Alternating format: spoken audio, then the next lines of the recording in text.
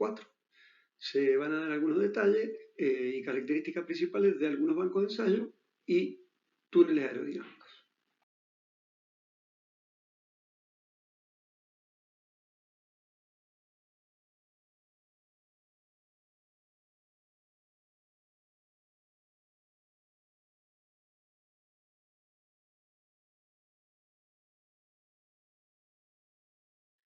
Vamos a comentar un poco ahora de técnicas experimentales. Algunos pantallazos habíamos dado cuando estuvimos estudiando medición de caudal y de velocidades. Había dado algunos detalles, algunos medidores de velocidad, de perfiles de velocidades, o sea, de cómo puedo medir velocidad en zonas puntuales para obtener perfiles de velocidad, las medidas locales de velocidad. Entonces, hay toda una serie de instrumentos de medida que me permiten obtener campos de velocidad ya sea en túneles de viento o en bancos de ensayo. Entonces, primero vamos a ver algunos ejemplos, rediscutir algunos ejemplos de algunos tipos de instrumentos para medir velocidades, ya sea en túneles de viento o, como dije recién, bancos de ensayo. Les puedo dar algunas ideas de túneles de viento y de bancos de ensayo. Entonces, en el caso de querer medir perfiles de velocidades sobre parte de un avión, lo que se hace es poner una serie de hot wires que pueden medir en 3 direcciones y de las 3 direcciones de velocidad, y lo que se hace es poner muchos de estos aparatitos, aquí no sé si se ve muy bien, sobre una base común. Entonces tengo varios de estos aparatos aquí, entonces me permitirían medir velocidad en toda esta zona. Y a su vez, esta ristra de aparatitos se puede mover a través de este riel. Entonces lo que voy haciendo es obtener un campo de velocidades de toda esta zona para ver cómo se comporta el flujo cuando atraviesa esta parte del fuselaje del avión, que en este caso sería el ala. Otra técnica de la que habíamos hablado, muy común en túnel de viento, es la Particle Imaging Velocimeter, en donde lo que se hace es generar un plano con un rayo láser y entonces puedo ir estudiando zonas en donde me interesa ver cómo el flujo interactúa con el sólido. Entonces, de alguna manera yo defino un volumen de control bastante grande en este caso, y lo que se hace es, como en el túnel hay un sembrado de partículas que tienen la misma densidad que el fluido, las partículas van viajando, serían partículas de fluido, que van a la misma velocidad que el flujo, y entonces de alguna manera yo voy sensando estas partículas en instantes de tiempo muy cortos y puedo obtener campos de velocidades de distintas zonas en donde me interese conocer el campo de velocidades. Esto es posible porque hay una cámara que procesa las partículas en distintos instantes de tiempo y puede trazar así los campos de velocidad. En el caso del láser de Doppler velocímetro, lo que se hace es generar un volumen de control, ahora sí es mucho más pequeño que el anterior, y acá la idea es tratar de medir la tridimensionalidad del campo de velocidades, en este caso, que sería un túnel de viento, porque lo que me interesa no es medir líquidos, sino el viento que está interactuando con la superficie de este barco de cara a ver cómo se comporta el viento con las cargas, etc. Entonces acá hay 2 pares de rayos láser y acá tenemos otro par de rayos láser. Lo que hacen es generar un volumen de control muy pequeñito al intersectarse entre ellos. Acá también se siembran partículas que tienen la misma densidad del fluido que está fluyendo por este túnel de viento. Entonces, este par de rayos lo que hace es medir componentes de velocidad en 2 direcciones. Y este otro mide la otra componente, que lo que se hace es lo siguiente. Las componentes de velocidades que se miden por este sensor son ortogonales. Y la componente de velocidad que mide este sensor se ortogonaliza por un postprocesado mediante software. Entonces, de esta manera puedo tener un campo de velocidades 3D mediante esta técnica. Aquí podemos ver 2 bancos de ensayos que son académicos, es para explicarle a los estudiantes el significado práctico de lo que son las pérdidas de carga. En este caso, el fluido es agua, está almacenada en un tanque acá, acá hay un tanque y una bomba, y en este caso es aire que es impulsado por este ventilador que aspira desde aquí y lo lanza por acá. En este caso, el caudal de agua se mide con un flotámetro, el fluido viene por acá y después, en función de las válvulas que yo tenga abiertas o cerradas, puede ir por alguna de estas tuberías. Entonces lo que puedo hacer es o bien medir pérdida de carga en tuberías, porque acá y acá hay tomas para medir presión con estos manómetros que eran uno de mercurio agua y el otro de aire agua. Este se usaba cuando los del TAP eran muy chiquitos, cuando el flujo era laminar, y entonces podía medir, como decía, pérdida de carga en tuberías rectas o bien en accesorios. Acá están las tomas de presiones como codos, codos cortos, codos largos, válvulas, filtros y otros accesorios que tenía insertos en mi circuito. En este caso, lo que tengo es un flujo que va circulando por esta tubería, va generando pérdidas de carga. Acá las tomas de presión, si se alcanzan a ver, están a lo largo de la tubería. Hay una serie de mangueritas que conectaban a un multimanómetro y con esto demostrábamos la ley que teníamos de caída de presión en la tubería, que es cuando el flujo ya está desarrollado, que eso lo comprobamos a partir de una cierta distancia mediante un tubo de pitón, como la variación de presiones a lo largo de la longitud de la tubería tenía una ley de decaimiento lineal. En este banco también lo que podíamos ensayar era esta turbomáquina, que es un ventilador, porque tenía sensores de presión en la entrada y en la salida, y podíamos sacarle las curvas características de funcionamiento para distintos caudales que se definían en función de una válvula de estrangulamiento que había acá. Podía medir, como dije, presiones en la entrada y en la salida, le podía medir el caudal con esta tobera que está acá, y la potencia eléctrica la medíamos, en realidad no medíamos la potencia eléctrica, sino medíamos la potencia mecánica, porque teníamos un freno de Prony asociado a un balancín y podía medirle el torque que me está dando el motor en todo momento. Podíamos medir las RPM también, entonces podíamos calcular la potencia que se le está dando al eje del ventilador y podíamos calcular mediante la variable fluido, mediante caudal y diferencia de presiones, la potencia que el ventilador le estaba dando al aire. En este otro caso, lo que teníamos eran modelos a escala de turbomáquina. Esta es una turbina Francis, esta es la salida de la turbina, acá se puede ver el rodete y estos serían los alas directrices y esta sería la entrada. Entonces acá la simulación del dique era a través de una bomba que entregaba una presión y lo que hacíamos era obtener las curvas características de esta máquina.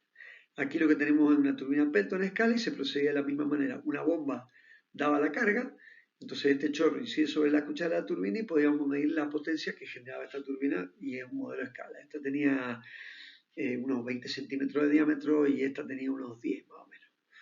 Acá teníamos un banco de ensayos para bombas, entonces medíamos a través de manómetros en la entrada y en la salida las presiones que teníamos en la bomba, se aplicaba la ecuación de Bernoulli y podíamos saber la potencia que se le estaba entregando al fluido, y midiendo variables eléctricas podía obtener la potencia que se le está dando al motor y así calcular rendimiento.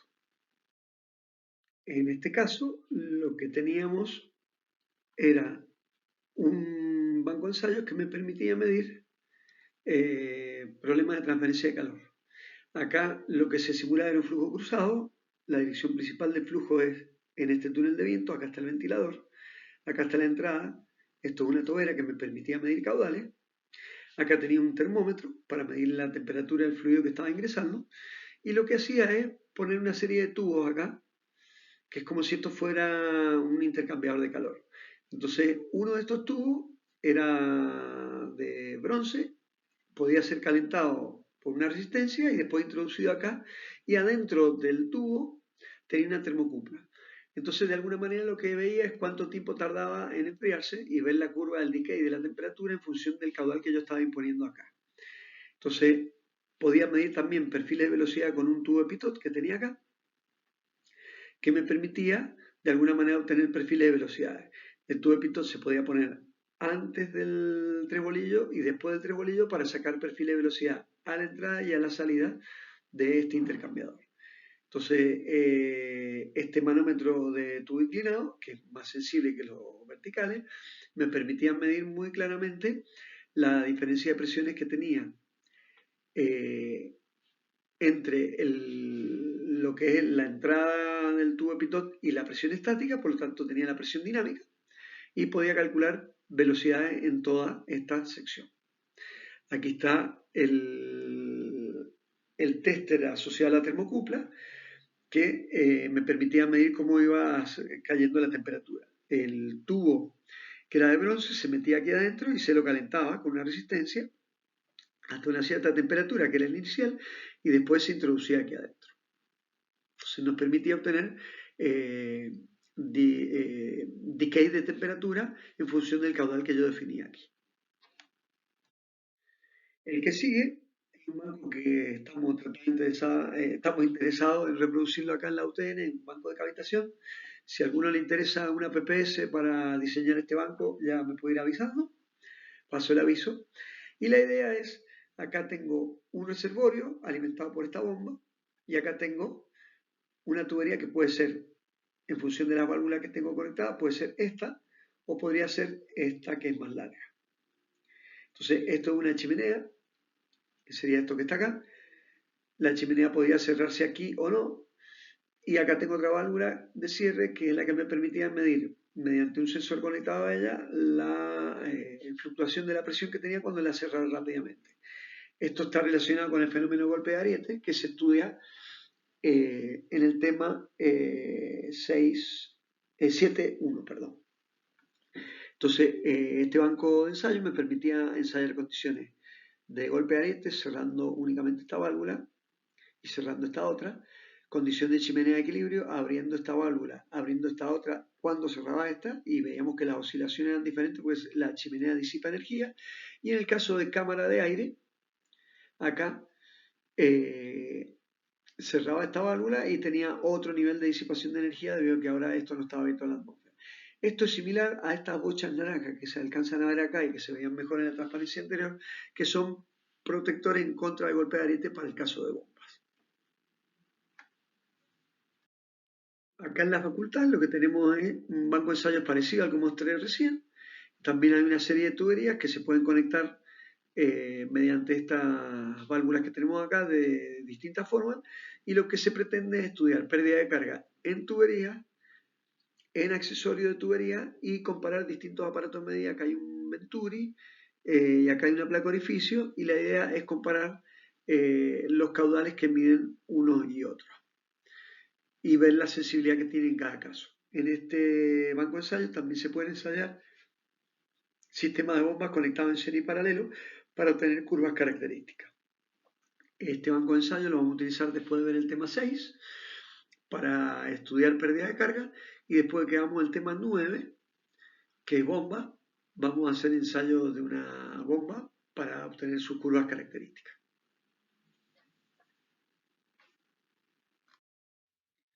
En el caso de canales hidráulicos se presentan algunos ejemplos. Aquí tienen lo que sería el Laboratorio de Ingeniería Marítima, el LIMUPC, que el canal se llama 100, y aquí estuve durante un tiempo. Lo que se genera es con una pala oleaje y se estudia distintos perfiles de costa, cómo rompen las olas en sistemas de protección costero, y se pueden hacer muchos tipos de simulaciones con modelos de escala de lo que sería playa. Otro ejemplo sería que les sugerí que miraran el video. Aquí lo que se ensaya en un canal es el barco y la hélice fundamentalmente. Este es un modelo de escala de la hélice que se pretende construir para este barco y tienen un canal bastante importante acá en esta empresa que está acá. Y por último, en la UBA hay un canal de ensayo en donde también se pueden ensayar el modelo de escala de embarcaciones. ¿Qué es lo que tiene un túnel de viento? El túnel de viento, que pueden ser grandes o pequeños, pueden ser abiertos o cerrados, como ya vamos a ver, en este caso un ciclo cerrado, lo que tenemos es, en este caso, un ejemplo de una instalación que es común en la industria automotriz. Esto es una instalación muy grande, por lo tanto es muy caro. Tenemos un ventilador que de gran potencia generalmente, que lo que hace es circular aire alrededor de todo este sistema, donde el aire es impulsado por acá, da la vuelta por acá, sigue por acá. Fíjense que acá lo que tengo son paneles que lo que van haciendo es dejar un nivel de turbulencia homogéneo. Acá estaría lo que es la sala de control, fíjense el tamaño del túnel, porque acá estamos metiendo un modelo a escala real, o a escala 1 en 2, 1 en 3, y este sería la sala de control con cómo controlo todos los sensores, y el modelo a estudiar sería lo que está acá. Entonces, esta sería la sección de prueba, donde está introducido el modelo a estudiar, y ahí lo que hago es obtener, bien, medidas experimentales de velocidad a través de estos sensores que les contaba, generalmente se utilizan hot wire, o bien lo que puedo hacer también es determinar lo que serían patrones de flujo a través de lo que sería identificar líneas de corriente y ver si hay desprendimiento o no hay desprendimiento. Son, en este caso, las medidas cuantitativas, en este caso, si mido velocidades sería cualitativa, se pueden aplicar las dos a la vez, y hay túneles de viento que incluso tienen una cinta transportadora acá para poder mover, o en este caso, fíjense, no es una cinta, sino tiene unos ejes acá que lo que hacen es mover la rueda a la velocidad de circulación que tendría el coche, porque en este caso la rueda genera un patrón de flujo, una interferencia en el patrón de flujo importante y en Fórmula 1 y todo quiere conocerse. El mayor problema que tengo en los casos de opción experimental es que ya están viendo que los costos son elevadísimos, tanto en recursos humanos, que tienen que estar bien formados, como en equipamiento. Una solución a este problema moderna es disminuir estos costos a través de lo que es la simulación numérica. Dinámica de fluido computacional son las siglas en castellano, computational fluid dynamics en inglés, y esto desde los años 70 hasta ahora es algo que se utiliza cada vez más. En el caso de seguir con medidas experimentales, tengo acá descripciones de tipo de túneles aerodinámicos, y eso, como pueden ver acá, son elementos esenciales para la investigación en fluidodinámica, ya sea que estudie modelos para diseño de ingeniería como prueba de modelo en el ámbito de investigación básica. Pueden ser de circuito cerrado, como comenté recién, o de circuito abierto. O sea, acá el aire se expulsa. Acá se aspira, acá se expulsa, mientras que acá el aire o el fluido de trabajo está en un circuito cerrado. Esto fue lo que conté recién. Acá tienen lo que sería el modelo a estudiar. Y generalmente se tratan de determinar muchas cosas. Por ejemplo, el centro de presiones, que es donde se aplica la resultante de toda la fuerza aerodinámica, y que va a ser distinto al centro de gravedad, que es donde se aplica la resultante de la fuerza de gravedad del vehículo. Si estos dos centros divergen demasiado en su posición, el vehículo será inestable, y eso por ahí es lo que me interesa determinar con este tipo de túneles de viento, aparte de ver los patrones de flujo que tengo en los alerones, todo lo que es el carenado y, en definitiva, conocer los coeficientes de fricción, por ejemplo, de este vehículo, que mientras más los baje, más eficiente va a ser su desempeño. En lo que sigue, se dan una serie de ejemplos de túneles de viento, algunos de los cuales he visto cómo funcionan y otros los he utilizado. La mayoría de estos túneles eh, que he tenido la oportunidad de ver están en el von Karman Institute. Esto está en Bélgica y es un instituto de mecánica y fluido que es referente en Europa. Pertenece a la OTAN y ahí se forman investigadores en el área de fluidos de una manera muy específica. Tiene tres áreas: una que es aerodinámica, otra que se dedica a la aerodinámica espacial más que todo, otra que es flujos industriales, donde se hace hincapié en flujos turbulentos. Ahí yo estuve haciendo una pasantía de un año, un máster, y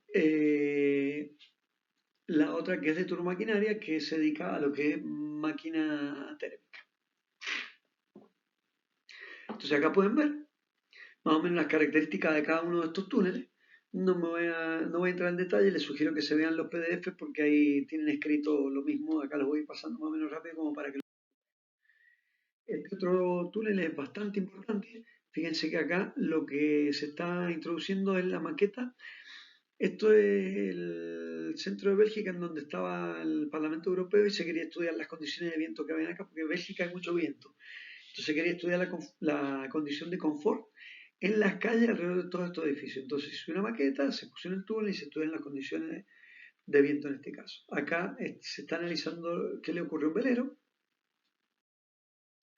Este es un túnel un poco más pequeño, de baja velocidad, y acá este es de tipo abierto y de succión. Fíjense el tamaño, ahí hay una persona para que vean la escala del equipo.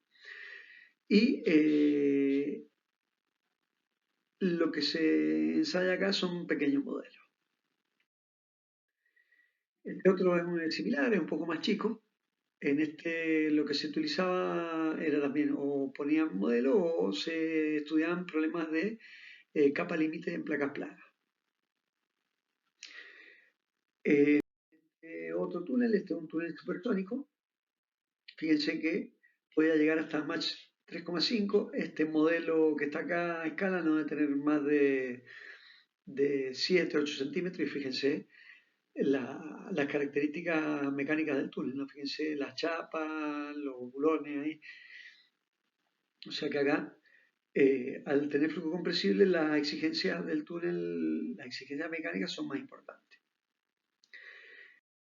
En el que sigue, este es un túnel muy especial. Fíjense que se trata de estudiar el flujo hipersónico y se habla de Mach igual a 14. Estos eran como cañonazos de fluido que estaba comprimido a muy alta presión, duraban milisegundos, el modelo es muy pequeñito y se utilizaba para estudiar todo lo que era reentrada de vehículos en la atmósfera. Los dos túneles que siguen corresponden a la École Polytechnique Federal de Lausanne y son túneles hidráulicos. Aquí lo que se simula, lo que se trataba de identificar era fenómenos de cavitación. Esta es la sección de paso. Acá, fíjense, hay una persona para que vean el tamaño del túnel. Toda la instrumentación estaba en el segundo piso. Este de aireador estaba en el primer piso y la bomba con toda la otra parte del circuito de alimentación estaba un piso más abajo. O sea que esto es carísimo y un túnel referencia en Europa. Y como decía, servía para problemas de cavitación, entre otras cosas. Aquí hay algunos detalles de este túnel, es bastante conocido, hay mucha información en la red de este túnel. Este sería un túnel hidráulico, ¿no? Y el otro que he tenido posibilidad de ver también está en la misma escuela. Esto es en Lausanne, en Suiza. Y este es para ensayar turbomáquina. Entonces la turbomáquina está acá, es para bombas, para turbinas, perdón. Y lo que se hace acá, falta una parte del túnel, entonces hay una bomba que alimenta el circuito y da una presión simulando la altura que yo tengo en un duque para poder alimentar esta turbina. Entonces acá estaría la bomba, este sería el tanque de alta presión, acá tendría la entrada a la turbina, acá estaría la salida y después esto es un circuito que puede ser cerrado o abierto.